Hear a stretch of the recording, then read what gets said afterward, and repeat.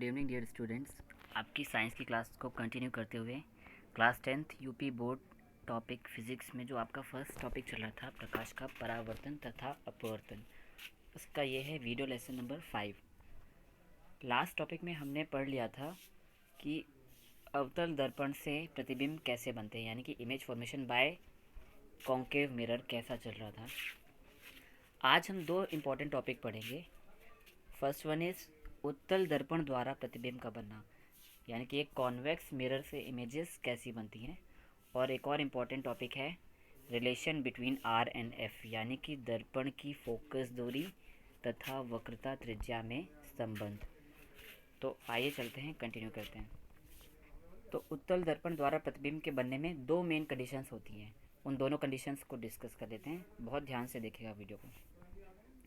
कह रहा है जब वस्तु अनंत पर हो, तो जब वस्तु अनंत पर है तब मुख्य अक्ष के समांतर चलने वाली प्रकाश किरणें परावर्तन के पश्चात अलग अलग दिशाओं में फैल जाती हैं और कभी भी आपस में नहीं मिलती। क्योंकि ये अवतल दर्पण है, तो अवतल दर्पण में मुख्य अक्ष के समांतर चलने वाली जो प्रकाश किरणें हैं वो परावर्तन के पश्चात दूसरी दिशाओं में चली जाती हैं, ठीक है। बट अगर हम उनके पीछे की तरफ लाइन ड्रॉ करें, यानी कि आभासी फोकस की तरफ, तो वो लाइन जाकर फोकस पे मिलती हुई प्रतीत होती हैं, ठीक है। तो ये किरणें आपस में नहीं मिलती, परंतु इन किरणों को दर्पण के पीछे ले जाया जाए तो ये दर्पण के आभासी फोकस पर मिलती हुई प्रतीत होती हैं।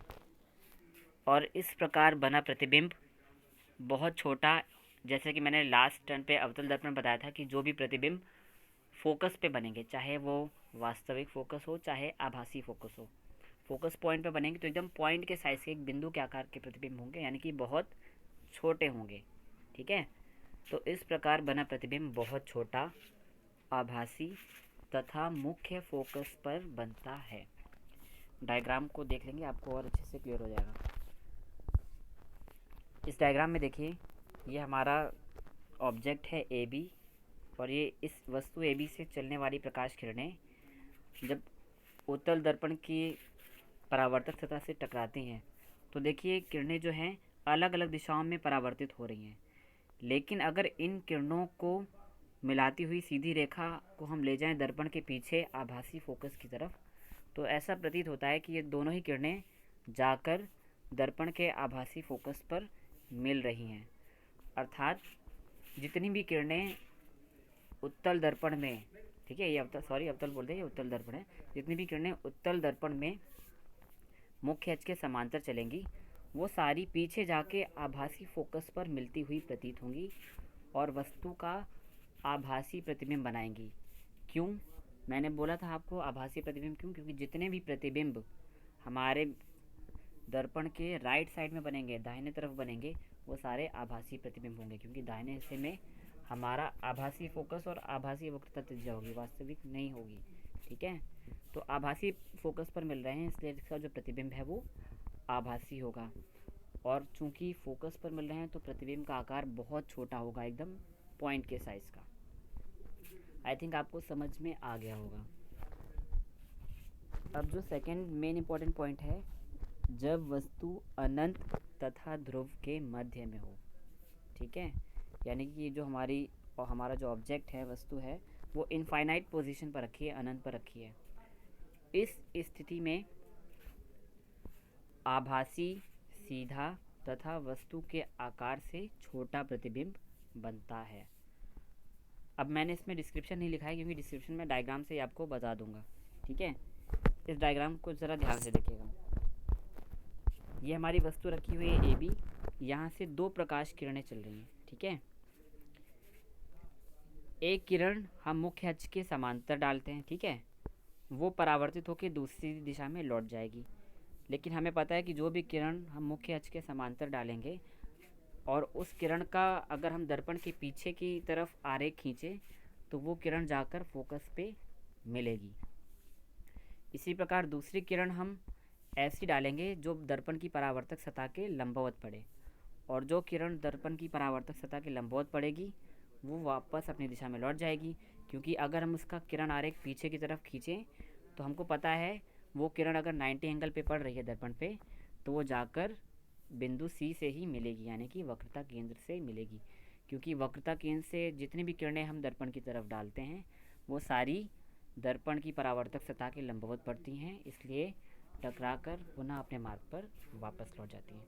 तो इस प्रकार हमको दो आभासी लाइन मिली हैं, एक जो मुख्य फोकस एफ से होकर जा रही है और दूसरी जो वक्रता केंद्र सी से होकर, ये डॉटेड लाइंस जो ये जा रही हैं अच्छे से देखिए, और ये दोनों लाइन एक दूसरे को पॉइंट ए डैश पर काट रही हैं।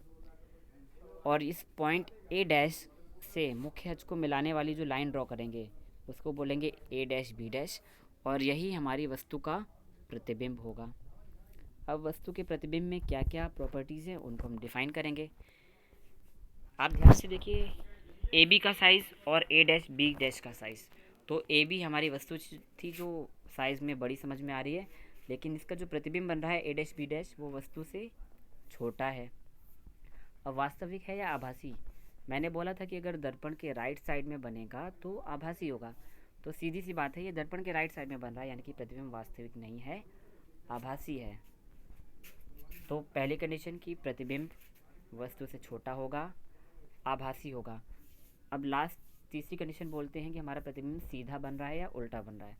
तो मैंने बोला था कि अगर मुख्य अक्ष के ऊपर बनेगा प्रतिबिंब, यानी कि जो हमारी लाइन है मेन वाली रेड लाइन इसके ऊपर बनेगा, तो हमारा प्रतिबिंब जो है सीधा होगा, और अगर इस लाइन के नीचे बनेगा तो उल्टा होगा।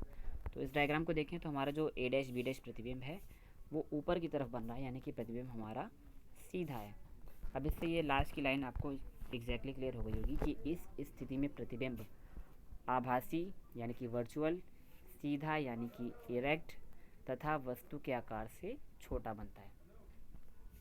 तो आपके सारे डाउट्स इमेज फॉर्मेशन की शायद उत्तल और अवतल दर्पण के क्लियर हो गए होंगे। इसके बाद आज का जो मोस्ट इम्पॉर्टेंट टॉपिक है, फोकस दूरी f तथा वक्रता त्रिज्या r में संबंध। इसे स्टूडेंट बहुत ध्यान से देखिएगा, इसमें मैं परावर्तन के नियम को अप्लाई करूँगा, और मैंने जो लास्ट कुछ टॉपिक्स में बताया था कि जो फोकस दूरी होती है वो वक्रता त्रिज्या की आधी होती है, इसे आज हम प्रूव करेंगे। ठीक है, तो माना ए बी एक प्रकाश किरण है जो अवतल दर्पण के मुख्य अक्ष के समांतर चलती है तथा बिंदु बी से परावर्तित होकर मुख्य फोकस एफ से होकर जाती है। ये जो मैंने लाइंस लिखी इसको डायग्राम से क्लियर कर लेते हैं। ये रहा हमारा डायग्राम। इसमें देखिए पिंक कलर की जो लाइन दिख रही है, मैंने बोला ना कि माना ए बी एक प्रकाश किरण है, ये ए बी, जो कि दर्पण की परावर्तक सतह से परावर्तित होती है, और हमें पता है अगर ये मुख्य अक्ष के समांतर जा रही है तो परावर्तित होकर ये मुख्य फोकस एफ से होकर गुजरेगी। ये बात क्लियर है। अब अगर हम इस बिंदु से, ठीक है, देखिए यदि बिंदु बी से वक्रता केंद्र सी को मिलाती हुई एक रेखा खींची जाए तो यह रेखा दर्पण के बिंदु बी पर अभिलंब होगी। बिंदु बी, ठीक है, बिंदु बी से ही तो परावर्तन हो रहा है ना, और जिस बिंदु पर परावर्तन होता है, ठीक है, उस बिंदु से अगर हम वक्रता केंद्र को मिलाती हुई रेखा खींचेंगे तो हमने लास्ट टर्न पे भी डिस्कस किया था कि वक्रता केंद्र से हमारे दर्पण पे जो भी रेखा जाएगी, ठीक है, वो हमेशा उस परावर्तक सतह के लंबवत होगी। यानी कि हमने ये जो डॉटेड लाइन ब्लैक कलर से खींची हुई है जो कि बिंदु सी से बिंदु बी को मिला रही है, ये बिंदु बी पर लंबवत है, और अगर ये बिंदु बी पर लंबवत है तो अब हम परावर्तन का नियम अप्लाई कर सकते हैं। ठीक है, क्यों? क्योंकि बिंदु बी हमारी हो गया बिंदु जो हमारा जो ये बिंदु बी है ये हमारा हो गया परावर्तन बिंदु, ठीक है, और इस बिंदु से देखिए अब इसी बिंदु पर गिर रहा है अभिलंब। ठीक है, अब जो हमारी किरण ए बी है आने वाली किरण यानी कि आपतित किरण, और जो बी सी है ये अभिलंब है। मैंने पहले फर्स्ट डे आपको बताया था परावर्तन के नियम पे कि आपतित किरण और अभिलंब के बीच बनने वाला कोण आपतन कोण कहलाता है, जिसे हम एंगल आई बोलते हैं। ठीक है, तो ए बी आपतित किरण और सी बी ये अभिलंब है, इन दोनों के बीच में जो एंगल बन रहा है ये ध्यान से देखिए एंगल आई। ठीक है, इसके बाद परावर्तित किरण कौन सी है? तो परावर्तित किरण ये बी से एफ की तरफ जो जा रही है, तो ये जो एफ बी है ये क्या है? परावर्तित किरण, और अभिलंब तो हमारा इस कंडीशन में भी वही है बी सी या सी बी। तो परावर्तन के नियम से सेकेंड डेफिनेशन भी हमने ये बताई थी कि परावर्तित किरण तथा अभिलंब के बीच बनने वाला कोण परावर्तन कोण कहलाता है। और एक लास्ट परावर्तन का नियम कहता था कि आपतन कोण परावर्तन कोण के बराबर होता है। ठीक है, तो मैंने दोनों एंगल आपको बता दिए। एंगल आई जो कि दिख रहा है वो है हमारा आपतन कोण, और एंगल आर जो कि परावर्तन कोण। और हमको पता है कि आपतन कोण बराबर परावर्तन कोण के। ठीक है, इसके आगे की चीज़ें इस थ्योरी को आप पढ़ लीजिए, फिर डिस्कस करते हैं। तो मैंने वही बोला है कि यदि बिंदु बी से वक्रता केंद्र सी को मिलाती हुई एक रेखा खींची जाए तो यह रेखा दर्पण के बिंदु बी पर अभिलंब होगी। यानी कि बी से सी तक ये जो ब्लैक लाइन ड्रॉ की है मैंने, ये लाइन जो सी से बी की तरफ जा रही है ये बी पर होगी अभिलंब। ठीक है, इस प्रकार एंगल आई आपतन कोण तथा एंगल आर परावर्तन कोण होगा। ये देखिए, एंगल आई आपतन कोण है और एंगल आर परावर्तन कोण है, अभी अभी डिस्कस किया। और हमको पता है परावर्तन के नियम से कि एंगल आई बराबर होता है एंगल आर के। ये हमारा परावर्तन का नियम कहता है। अब मैंने एक लाइन लिखी, माना F C B is equal to angle R, angle A. ठीक है, यहाँ पे एक और कोण बन रहा है। देखिए, बी सी और एफ के बीच में एक कोण बन रहा है जिसको मैंने नाम दे दिया है छोटा सा एंगल ए। ठीक है, तो एंगल ए को कंसीडर करेंगे। इस एंगल ए से आगे की हमारी प्रूवमेंट जो है सॉल्व होगी। अब देखिए, नेक्स्ट लाइन में मैंने लिखा है कि माना एफ सी बी बराबर एंगल ए, तब angle A is equal to angle I. ये बात कहती है एकांतर कोण। अब थोड़ा सा मैथ्स में डिस्कस करेंगे। ये देख लीजिए ज़रा, ये ऊपर ए बी सी ये है हमारा एंगल आई, और एफ सी बी ये है हमारा एंगल ए। ठीक है, अब हमको पता है ना कि दो समांतर रेखाओं के बीच में कोई भी अगर तिरछी लाइन जाती है, ठीक है, तो उन रेखाओं की उस तिरछी लाइन के अंदर जो भी कोण बनते हैं उन्हें हम एकांतर कोण कहते हैं। ठीक है, और एकांतर कोण समांतर रेखाओं के बीच में बनते हैं। देखिए, समांतर रेखा पहली हमारी पिंक कलर की ए बी है, और दूसरी हमारी कौन सी है, पी सी, यानी सी और पी सी जो मुख्य अक्ष वाली जो रेखा है। ठीक है, तो ये दोनों एक दूसरे के समांतर हैं। तो इस कंडीशन में हम कह सकते हैं कि एंगल आई बराबर एंगल ए के। क्यों? क्योंकि एकांतर कोण है और एकांतर कोण एक दूसरे के बराबर होते हैं। अगर ये बात आपको क्लियर होगी तो देखिए, नेक्स्ट लाइन पे हमने लिख दिया है, तब angle A equal to angle I, क्योंकि ये दोनों एक दूसरे के एकांतर कोण हैं। क्लियर? और इस कंडीशन में अगर एंगल ए एंगल आई के बराबर है तो हमको ये भी पता था कि जो एंगल आई है यानी कि जो आपतन कोण है वो परावर्तन कोण के बराबर है, और परावर्तन कोण है हमारा एंगल आर। तो हम एंगल ए को एंगल आर के भी इक्वल लिख सकते हैं। यानी कि देख लीजिए, angle A is equal to angle R because angle R is equal to angle I के। सिमिलरली हम एक सिंगल लाइन लिखेंगे कि angle A is equal to angle I is equal to angle R. Angle I और R तो हमको पता है पहले से एक दूसरे के बराबर थे। ठीक है, अब ये दोनों बराबर हैं तो इन दोनों को हमने एंगल ए के बराबर कैसे प्रूव किया, क्योंकि एंगल आई और एंगल ए एक दूसरे के एकांतर कोण थे, तो ये तीनों कोण आपस में बराबर हो गए। ठीक है, अब फिर से डायग्राम पे आइए।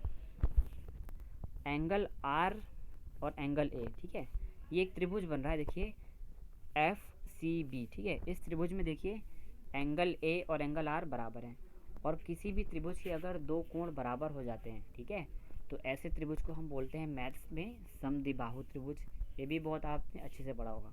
ठीक है, तो अगर समद्विबाहु त्रिभुज है तो इसकी दो भुजाएं बराबर हो जाएंगी आमने सामने की, यानी इन कोणों के बगल वाली जो दोनों भुजाएं एक दूसरे के बराबर हो जाएंगी। यानी कि अगर एंगल ए बराबर एंगल आर के है तो जो ये हमारी जो पिंक वाली आर्म है एफ बी बराबर हो जाएगी एफ सी के। ठीक है,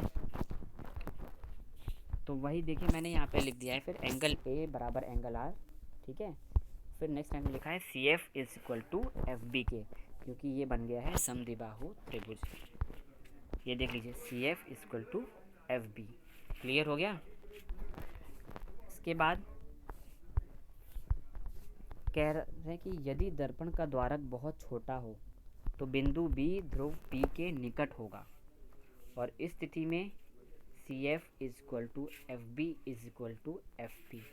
इस बात को ज़रा क्लियर करो। ये डायग्राम देखो, ये दर्पण है, इसका द्वारक है M1 M2। ठीक है, और ये बिंदु बी है। हम दर्पण के द्वारों को बहुत छोटा कर देंगे तो ये जो हमारा पॉइंट बी है, बिंदु बी है, ये हमारे ध्रुव पी के बहुत पास में आ जाएगा कि नहीं आ जाएगा। और जब ये पास में आ जाएगा तो हम ये बोल सकते हैं जो पॉइंट एफ बी है ये एफ पी के बराबर हो जाएगा, यानी कि F B is equal to F P के। क्लियर? तो इसीलिए जो 3 पॉइंट की जो लाइन लिखी है C F is equal to F B is equal to F P के। देखिए डायग्राम में ये C F is equal to F B is equal to F P के। ठीक, अब हम जानते हैं कि जो एफ पी है वो हमारी फोकस दूरी है, क्योंकि हमने पढ़ा था मुख्य अक्ष से मुख्य फोकस के बीच की जो दूरी होती है वो फोकस दूरी कहलाती है। ठीक है, ये देखिए एफ और पी मैंने डायग्राम में बाकायदा दिखाया हुआ है। एफ और पी के बीच की जो डिस्टेंस है इसको स्मॉल एस एफ से रिप्रेजेंट किया है क्योंकि ये फोकस दूरी है। तो एफ पी अगर फोकस दूरी है तो इसके लिए हमने एफ लिख दिया। ठीक है, और हमको पता है एफ पी जो है ये सी एफ के बराबर है। ठीक है, तो C F is equal to F P is equal to F, ये हो गई हमारी इक्वेशन 1। ऐसा हमने क्यों लिखा है? क्योंकि रेड लाइन में देखिए हमने प्रूव कर दिया है दर्पण के द्वारा को छोटा करके ये जो सी एफ है और ये जो एफ पी है ये दोनों एक दूसरे के इक्वल हैं। तो अगर हम एफ पी की जगह पे एफ लिख सकते हैं तो हम सी एफ की जगह पे भी एफ ही लिखेंगे। ठीक है, तो इसलिए फर्स्ट इक्वेशन हमारे पास आ गई C F is equal to F P is equal to F तथा P C is equal to R, जिसको हम बोलते हैं वक्रता त्रिज्या। अब डायग्राम में देखिए पी सी क्या है, पी ये हमारा मुख्य अक्ष और सी ये वक्रता केंद्र। हमको पता है मुख्य अक्ष से वक्रता केंद्र के बीच की दूरी को वक्रता त्रिज्या कहते हैं। ठीक है, तो इसको हमने रिप्रेजेंट कर दिया है वक्रता त्रिज्या के लिए यानी कैपिटल आर। तो C F equal to F P equal to F हो गया और P C equal to R हो गया। ठीक है, ये हो गई हमारी equation number 2, P C equal to R. अब चित्र के अनुसार P C is equal to C F is equal to P C equal to C F plus F P, ये है हमारी इक्वेशन 3। अब कैसे हो गया भाई पी सी बराबर C F plus F P के? डायग्राम में फिर से ध्यान से देखिए ज़रा।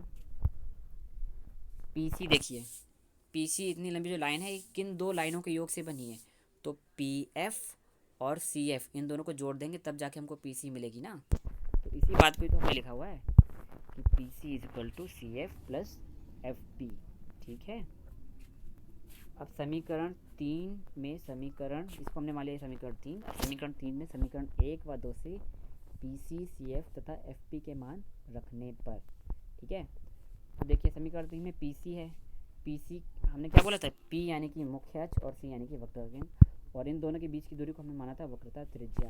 यानी कि हम पी सी की जगह पे हम क्या रखेंगे, ये देखिए पी सी की जगह पे हम रख देंगे आर। समीकरण 2 दिख रही है आपको, तो हमने पी सी की जगह पे रख दिया आर। ठीक है, plus C F plus P F की जगह पे क्या रखेंगे, तो फिर से देख लीजिए सी एफ इज ये समीकरण नंबर 1, C F is equal to F P is equal to F, यानी सी एफ की जगह पे भी हम एफ रखेंगे और एफ पी की जगह पे भी एफ रखेंगे। ठीक है, तो पी सी की जगह पे आर हो गया, सी एफ की जगह पे एफ प्लस एफ पी की जगह पे भी एफ, यानी कि R is equal to F plus F. तो फाइनली एफ प्लस एफ यानी कि 2f हो गया, तो are is equal to 2f या F is equal to R by 2। अर्थात फोकस दूरी वक्रता त्रिज्या की आधी होती है या वक्रता त्रिज्या फोकस दूरी की दोगुनी होती है। और ये इंपॉर्टेंट डेरिवेशन था जो ये फिनिश हो गया है। आई होप आप सभी को पसंद आया होगा या समझ आ गया होगा। तो अब इसके बाद में अगला टॉपिक है जो लेंस के कुछ फॉर्मूले हैं दर्पण के, और उससे रिलेटेड न्यूमेरिकल जो अगले वीडियो में मैं डालूँगा। Thank you.